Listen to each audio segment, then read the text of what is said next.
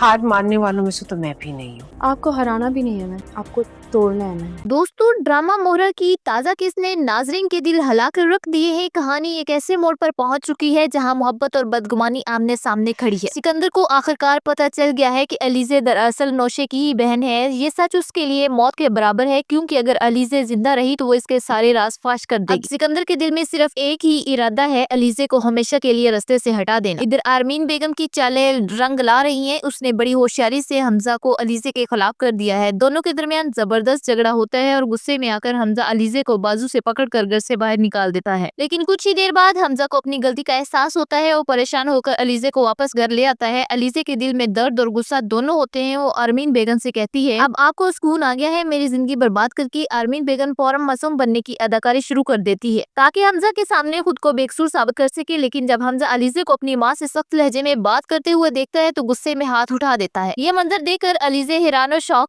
रह जाती है और बेहोश हो जाती है। हमजा घबरा कर इसे अस्पताल ले जाता है और खुद को मुजरम समझते हुए बार बार कहता है, ये सब मेरी वजह से हुआ है। इसी दौरान आरमीन बेगम और सिकंदर एक नया प्लान बनाते हैं कि हमजा और अलीजे के दरमियान गलत फहमियां इतनी बढ़ा दी जाएंगी, तलाक के सिवा कोई रिश्ता न बचे। मगर अस्पताल में किस्मत ने एक नया मोड़ दिखाया। नर्स ने मुस्कुराते हुए हमजा को बताया, मुबारक हो, आप बाप बनने वाले हैं। ये सुनकर हमजा की आंखों से आंसू बह निकलते हैं। वो अलीजे से माफी मांगता और कहता है, मुझे इस खुशी की वजह से ही माफ कर दो। हॉस्पिटल से वापसी पर अलीजे ने हमजा से एक शर्त रखी। नरम मगर पूरे इत्मीनान लहजे में बोली, हमजा तुम ये खुशखबरी अभी अपने घर वालों को नहीं बताओगे और ना ही मुझे अपने साथ घर ले जाओगे। मैं सीधे अपने घर जाऊंगी। हमजा दिल के बोझ तले दबकर अलीजे की शर्त मान लेता है और खामोशी से इसे इसके घर छोड़ आता है। घर वापस पहुंचते ही अरीशा सवाल करती है, भाई अलीजे कहाँ है? हमजा थके हुए लहजे में जवाब देता है, मैंने उसे घर से निकाल दिया। ये सुनकर घर वालों के चेहरों पर छुपी खुशी साफ दिखाई देती है, जैसे वो इसी लम्हे का इंतजार कर रहे हो। लेकिन आरमीन बेगम हमेशा की तरह आंखों में आंसू और चेहरे पर मासूमियत लिए कहती है, बेटा तुम ऐसा नहीं करना चाहिए था, जाओ इसे वापस ले आओ।